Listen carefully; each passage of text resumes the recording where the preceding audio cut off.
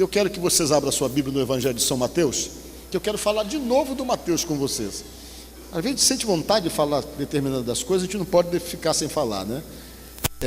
Você abre a Bíblia no Evangelho de São Mateus, no capítulo 9, do versículo 9.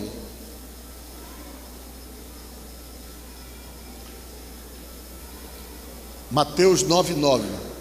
Quem já achou, diga amém.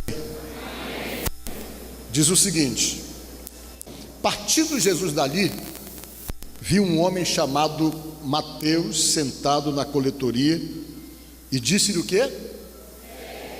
Mas ele não falou somente assim, segue-me. Ele falou de uma maneira bem forte, porque tem um ponto de exclamação. Como foi que ele disse? Segue-me. E o que diz aqui a palavra de Deus? Diz o seguinte: ele se levantou e o quê? E o seguiu. Amém? Irmãos, eu quero nesta noite conversar com vocês novamente. Quero falar sobre esse ato de seguir a Jesus, de ser seguidor de Jesus. E quero dizer para você que Jesus continua procurando seguidores e indo atrás dos seus seguidores, igual como ele fez no passado, que ele escolheu alguns, que ele foi convocando alguns. Ele continua convocando você também, nos convocando. Não pense você que pelo fato de você estar aqui, que isso já não representa como que uma convocação de Deus, um chamado de Deus. Você poderia estar em qualquer lugar hoje, você poderia estar participando de qualquer outro movimento, em qualquer outro lugar, mas de repente você está aqui. Por que você está aqui? Como se criou essa situação para que você estivesse aqui ou esteja aqui nesta noite? Como foi que Deus conseguiu de alguma forma te puxar de onde você estava para poder trazer você em pleno domingo para uma igreja, para uma casa de oração? Se Ele fez isso, com certeza Ele tem planos com a tua vida, Ele tem projeto, e você já pode começar a analisar isso de repente como um chamado para segui-lo. E quando eu falo seguir Jesus, eu não estou tentando chegar com você e tentar impor na sua cabeça algum tipo de religião, tentando dizer para você: olha, você só consegue seguir a Jesus se for aqui na igreja quadrangular, que isso não é verdade. Seguir a Jesus é quando você toma uma decisão e adota um estilo de vida que é, sem dúvida alguma, ensinado pelo próprio Jesus, e você passa então a se conduzir, não por aquilo que você pensa, não por aquilo que você acha, mas você começa então a ser conduzido por aquilo que Cristo orienta você para você fazer, e aquilo que você é orientado pelos ensinamentos do próprio Jesus. Você não se conduz por você mesmo. O que Jesus falou passa a ser relevante para você. O que Jesus Cristo falou para você passa a ser algo adotado por você como verdadeiro estilo de vida, como uma maneira de viver fundamentado nos ensinamentos deixados por Ele há mais de 2000 anos. E quando você então aceita isso, você está se deixando trabalhar, se deixando influenciar, você está simplesmente obedecendo uma voz de comando espiritual dada por Jesus, onde você então é simplesmente levado para viver aquilo que a Bíblia chama de nova vida, de um novo estilo de vida, onde você passa a se identificar totalmente com as regras estabelecidas por Jesus, com os ensinamentos deixados por Ele, e quando você começa a se submeter, muita coisa começa a mudar na sua vida. Quando você se permite o agir de Jesus em sua vida, você muda em muitas coisas. Teu temperamento é controlado pelo Espírito. Antes você não tinha nenhum tipo de regra para agir, para se relacionar com pessoas. De repente as regras vão mudando, você começa a ser conduzido pelos ensinamentos de Jesus, e muita coisa começa a mudar em você, porque você já não vive por você mesmo. Você já não tem uma vida fundamentada naquilo que você acha, no seu achismo, mas você tem uma direção que é dada por Jesus, e essa direção que é dada por Ele, quando submetida a Ele, estabelece em você um estilo de vida, uma maneira de viver, uma maneira de se conduzir, uma maneira de se relacionar, uma maneira de cuidar da sua família, de cuidar dos seus filhos. Então você passa a ter uma direção, uma orientação unicamente pelo fato de se permitir ser dirigido e orientado por Jesus Cristo. Diga glória a Deus. A Bíblia diz que existia um homem que precisava disso, dessa mudança de vida. E a razão pela qual ele precisava da mudança de vida é que ele estava com a vida muito desajustada, muito desregrada. E uma das razões pelas quais ele foi praticamente induzido a ter esse estilo de vida que era totalmente nada, de uma certa forma, assim compatível com aquilo que Deus fala, foi a rejeição. Ele sofreu uma situação de rejeição muito grande, e por conta dessa rejeição ele se revoltou e passou a agir contra tudo aquilo que ele achava que seria o correto de fazer. Ele começou a agir de uma forma totalmente contrária, talvez se punindo, talvez demonstrando a sua insatisfação, a sua revolta, a sua inquietação. E o certo é que dentro dessa visão ele foi simplesmente afundando, porque ele tornou-se uma pessoa egocêntrica, que olhava para ele mesmo, e a vida dele era conduzida por ele mesmo, e ele não se submetia mais a regra nenhuma, até porque a rejeição que ele sofreu criou nele uma reação de revolta, uma reação de insatisfação, quem sabe até mesmo uma reação de incredulidade. O nome dele era Levi. Por que de repente ele sofreu essa rejeição? Porque ele resolveu aceitar um emprego que a família não queria. E qual foi o emprego que ele resolveu aceitar? Ele resolveu aceitar o emprego em ser coletor de impostos, uma das profissões rendosas, mas mais mal vista daquela época do tempo de Jesus. Uma profissão que poderia dar muito dinheiro, mas as famílias religiosas, quando viam que os seus filhos se envolviam com o trabalho da alfândega de colher impostos, as famílias faziam até o funeral do filho. Todo mundo rejeitava, deixavam de falar com o filho. Quando alguém da família tentava trilhar esse caminho, a rejeição era tão forte que as pessoas simplesmente tinham aquele como morto, tinham aquele como alguém que não fazia mais parte da família, porque grande era a rejeição que se tinha com os coletores de impostos. Por que isso? Porque eles eram considerados traidores da pátria, eram considerados homens que agiam com desonestidade e caíam na antipatia de todo o povo religioso, e a única relação que eles tinham era com outros coletores de impostos.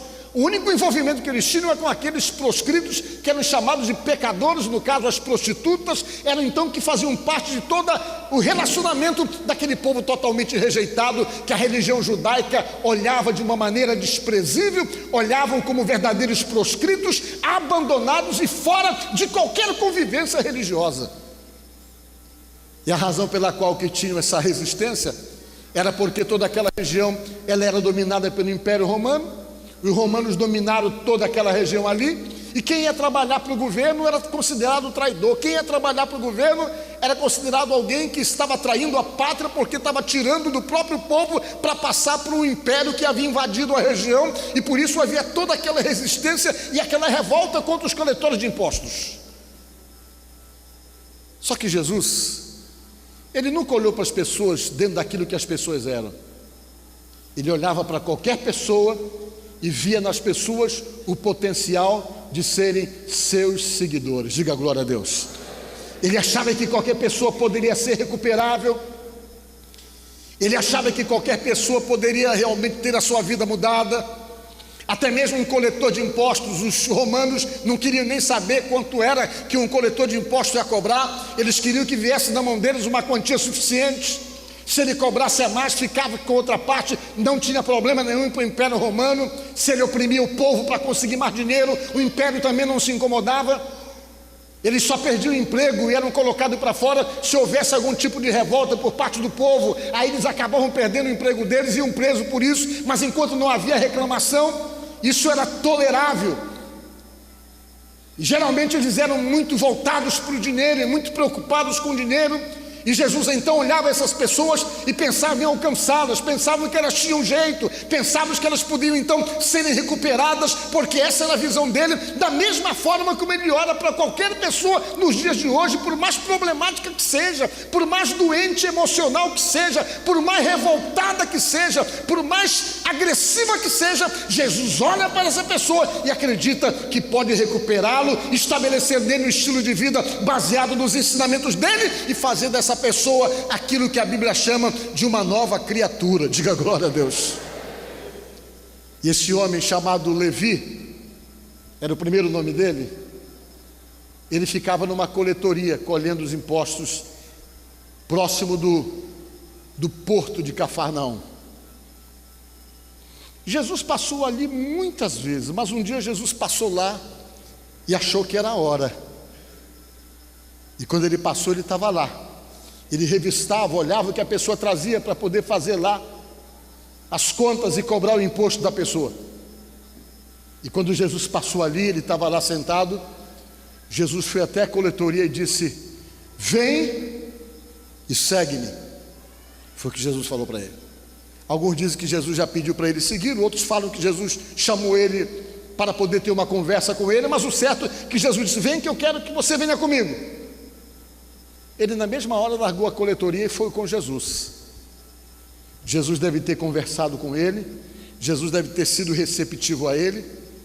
O certo é que à noite ele deu uma festa na casa dele e trouxe todas aquelas pessoas rejeitadas, todas aquelas pessoas revoltadas, todas aquelas pessoas que eram pessoas que faziam parte do convívio, do relacionamento dele, publicanos, que eram os funcionários públicos, que eram rejeitados religiosamente falando, pecadores. Eles foram trazendo, juntaram, colocaram na casa lá os amigos dele.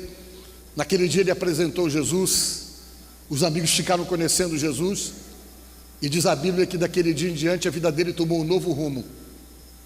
Ele saiu da coletoria e começou então a ser de fato um seguidor de Jesus, um discípulo de Jesus. E se acredita que nesse intervalo ele mudou o nome dele, que era Levi, filho de Alfeu. Ele passou a se chamar Mateus, que era uma coisa muito comum naquela época. As pessoas mudavam o rumo das vidas, também mudavam os seus nomes. E ele passou então a se chamar Mateus, que quer dizer presente de Deus. Amém? E a vida desse homem mudou de tal maneira que ele pegou outras direções, pegou outros rumos, para que Deus pudesse trabalhar nele e pudesse de uma certa forma, de uma certa maneira, consolidar na vida dele uma visão de uma nova vida, que pudesse então conduzi-lo a uma vida que ele nunca tinha vivido e conduzi-lo a um estilo de vida que ele nunca teve. E esse homem se tornou um homem tão importante que é conhecido mundialmente como o escritor do primeiro evangelho, que é o Evangelho de São Mateus. Amém? Vejam bem que virada na vida deles. O que nós podemos aprender com essa passagem do evangelho, da transformação da vida do Zaqueu? Aprendemos que Deus pode mudar a nossa vida. Aprendemos que a nossa vida pode tomar um rumo diferente se nós nos submetermos a Jesus.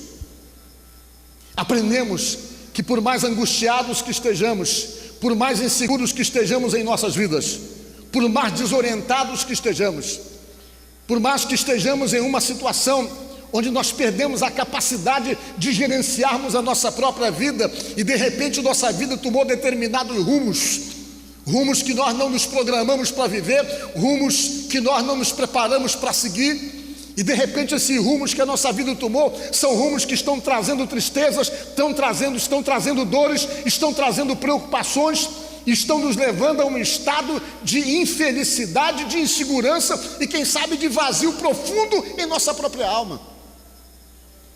Quando nós passamos a viver essa realidade, que a nossa vida se desorienta, que nós percebemos que toda a nossa capacidade intelectual ou de inteligência não seja capaz para administrar situações básicas da nossa convivência, da nossa vida familiar, dos nossos relacionamentos, é porque nós estamos precisando de uma ajuda extra para poder nos ajudar a nos conduzirmos, a pegarmos o rumo certo e a direção certa da nossa própria vida.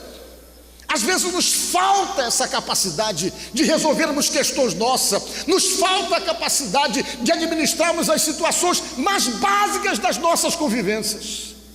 E quando nós estamos assim, nos sentindo impotentes diante de determinadas situações, nos sentindo incapazes de administrar situações básicas da nossa vida, dos nossos relacionamentos, das nossas convivências, quando nós estamos, quem sabe, vivendo situações de desespero, de impotência diante de determinadas questões, fica claro que nós estamos precisando de uma coisa: que Jesus nos ajude a pegar o rumo certo. Diga glória a Deus. Pegar o rumo certo. E esse homem conseguiu atender um chamado. E diga a você que esse chamado de Jesus, ele está ecoando o tempo todo: vem, segue-me, vem, segue-me. Vem e segue-me. Como Jesus fala isso para nós? Para nós começarmos então a adotarmos o estilo de vida ensinado por Ele. Como Ele nos chama para isso? E como milhões de pessoas no mundo inteiro têm atendido esse chamado. Por quê? Porque esse chamado, quando atendido, ele não implica somente numa capacitação dada por Deus para você lidar com as suas questões pessoais e familiares e questões básicas da sua sobrevivência, mas implica no resultado mais importante ainda de todos os resultados que essa decisão possa, na verdade, operar em sua própria vida. E o resultado principal, baseado pelo que diz a palavra de Deus, é aquilo que o Senhor Jesus Cristo chamou e que a Bíblia nos diz que é exatamente a vida eterna. Vocês estão entendendo isso? Essa é a razão principal, o motivo principal porque nós devemos então sermos seguidores de Jesus. Porque baseado pela Bíblia, essa vida é efêmera, ela é totalmente passageira. Daqui a alguns anos mais, nós não existiremos mais, pelo menos nessa vida, nessa dimensão em que nós estamos agora. Quantas pessoas que você conhece que não vivem mais nessa dimensão que nós estamos? Quantas pessoas chegadas a você que o tempo as levou para uma nova vida? Nós conhecemos muitas pessoas. Eu estava lendo um dia desses que durante um período médio de uma vida de 70 anos, nós presenciamos uma média de 1.500 pessoas que vão embora para o outro lado, que saem dessa vida para outra, que fazem parte das nossas convivências, dos nossos relacionamentos. E você percebe que todo mundo vai. É exatamente aí que a proposta de Jesus torna-se totalmente relevante para nós. Por quê? Porque o ato de seguir a Jesus prepara você para essa experiência que um dia você vai ter que encarar e vai ter que enfrentar. O ato de tornar-se seguidor de Jesus prepara você exatamente para esse momento que um dia vai chegar inevitavelmente na vida de todos nós. Porque a própria Bíblia diz que existe uma vida depois dessa. E a Bíblia afirma para nós categoricamente que assim como existe o céu, diz também que existe o inferno. Todo conhecimento que nós temos sobre o inferno, nós temos porque a Bíblia declara isso. Todo conhecimento do céu que nós temos, nós conhecemos porque a Bíblia fala isso também. E o Senhor Jesus, quando esteve aqui, Ele nos chamou insistentemente para segui-lo e deu muitas orientações com respeito à salvação, com respeito à vida eterna, com respeito à necessidade de tomar essa decisão e de entender que só Ele é capaz de poder nos dar a vida eterna, segundo afirmativas dEle mesmo. Disse Ele que ninguém chega ao Pai se não for através dEle, disse Ele. Disse Ele alguma coisa que eu acho importantíssima dizermos a todos vocês, que só há um mediador entre Deus e os homens, a saber, Jesus Cristo, o homem. Foi o que falou Paulo quando escreveu a carta a Timóteo. E disse ele então que só Ele tem poder de nos salvar, e a razão pela qual Ele se submeteu àquela morte violenta toda lá para ser pendurado na cruz do Calvário. Ele se submeteu a tudo aquilo porque Ele precisava dar a você, a mim, a todos nós a chance de nos reconciliarmos com Deus através do seu sacrifício, do seu sangue derramado no alto da cruz do Calvário, que passaria então a nos dar direito de vida eterna. Tudo isso é possível através do ato de segui-lo. Tudo isso é possível, essa realidade espiritual e essa expectativa com respeito ao futuro inevitável estão diretamente ligadas ao ato de segui-lo, ao ato então de nos tornarmos seus seguidores. Eu já falei para vocês aqui, torno a repetir, que essas fases que nós vivemos na nossa vida é quase igual para todo mundo, com algumas exceções, que há interrompimentos, às vezes há interrupções de acordo com aquilo que Deus determina, mas todo mundo nasce num processo semelhante. A primeira fase que você viveu foi na barriga da sua mãe. Como você gostava de viver ali? Você passa 9 meses lá, é bom demais estar na barriga da mãe da gente. Você não lembra nada, todas as lembranças estão no seu inconsciente. Só que a vida é assim. Chega um momento que a natureza diz: terminou seu tempo aí, passe para essa vida, que é essa vida que nós estamos aqui agora. Ninguém quer vir com facilidade. A natureza nos empurra para essa vida desconhecida, e quando nós chegamos aqui, nós chegamos chorando, é a vida que nós não queríamos vir, porque nós estamos adaptados a viver lá na barriga da nossa mãe. E quando a natureza nos joga para essa vida, nós chegamos aqui, tudo é desconhecido, tudo é estranho, e nós nem queremos vir, mas a natureza nos empurra para essa vida. E quando você chega nessa vida aqui, você tem um período para viver também. No máximo 73 anos é a média. Depois de 73 anos, a natureza diz: acabou o tempo aqui, tem que passar para outra fase da vida. E quando chega a hora de passar para outra fase, você não quer ir de jeito nenhum, porque você não sabe o que acontece lá, você desconhece totalmente o que vai acontecer, é desconhecido o que vai acontecer depois, como era desconhecido para você quando você teve que passar para essa fase da vida, quando você estava na barriga da sua mãe. Só que não tem jeito, tem que passar, tem que ir. Pode ser rico, pode ser pobre, pode ser negro, pode ser branco, seja quem for, quando chega a hora de ir, vai. E o mais importante do que ir é estar preparado para ir. E uma das coisas que nos prepara para irmos é o fato, segundo a Bíblia, de sermos seguidores de Jesus. Então, nesta noite, o que é que eu quero dizer para vocês?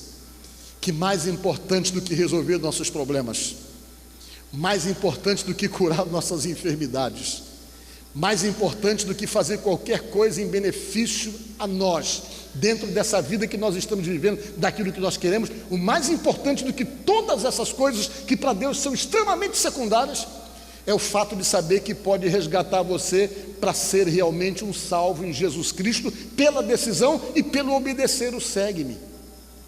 Quando você obedece o segue-me, você, junto com essa decisão, passa a ter um monte de direitos que são estabelecidos pela própria palavra de Deus, além de estabelecer para você um novo estilo de vida, mas aquilo que a Bíblia chama do direito de ter a vida eterna, baseado no que diz a própria palavra de Deus, que diz todos os ensinamentos do cristianismo, tanto dos evangélicos como dos católicos. O ensinamento é o mesmo, tem que tomar essa decisão para poder então ter direito a essa vida eterna.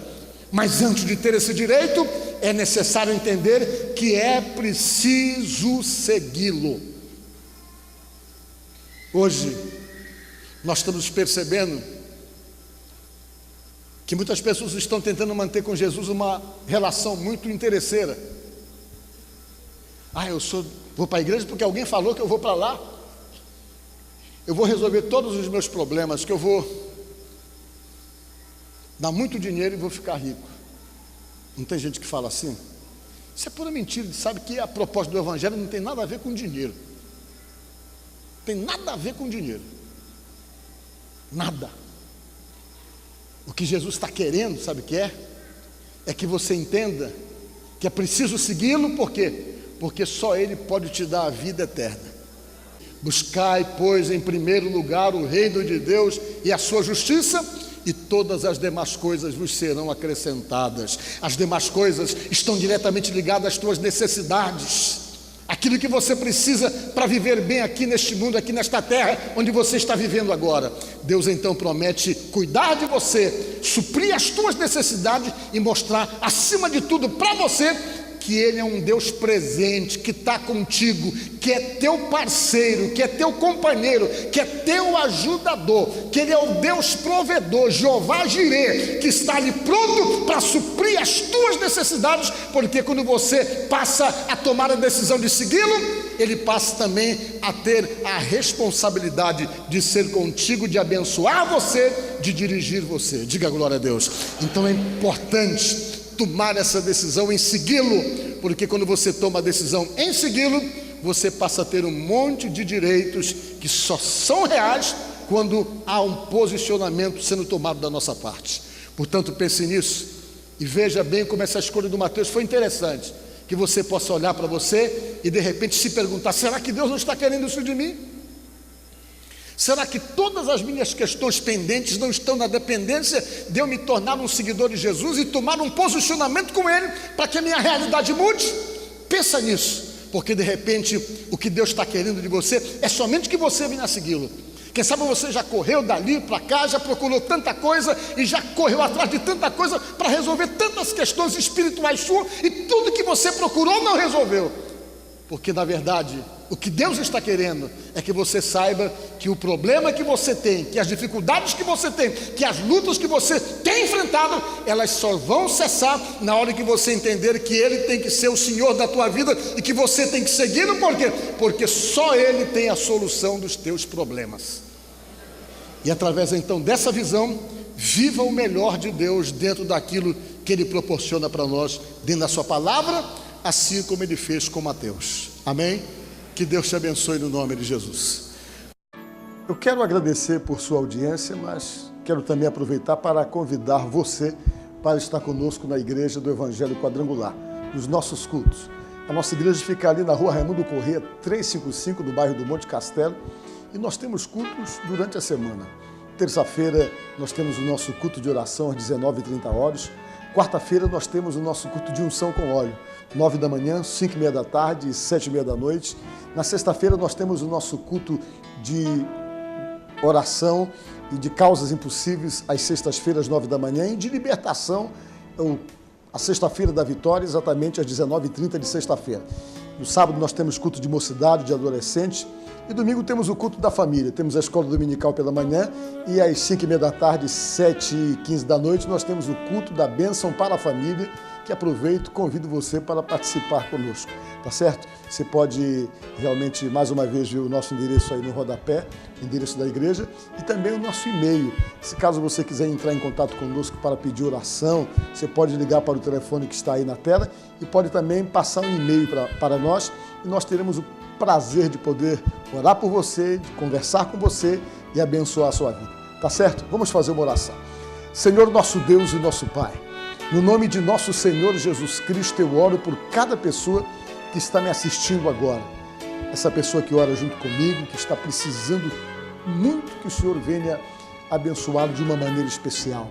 Abençoa essa vida, alcança com o teu poder, com a tua graça, dá a solução dos problemas, repreende os embaraços, os atrapalhos, as perturbações, repreende os problemas do lar, da casa, da família. Repreende, meu Deus, todo o mal dessa vida, repreende todo o mal dessa casa, e que essa pessoa que me ouve, que me assiste, seja abençoada por Deus e que tenha a resposta das suas orações, no nome de nosso Senhor Jesus Cristo. É o que eu te peço, Deus, e te agradeço. Amém. Fica com Deus. Eu te agradeço, Deus, por se lembrar de mim e pelo teu favor, o que me faz crescer. Eu vivo pela fé e não vacilo. Eu não paro, não desisto. Eu sou de Deus, eu sou de Cristo. Você mudou a minha história e fez o que ninguém podia imaginar. Você acreditou e isso é tudo. Só vivo pra você. Não sou do mundo,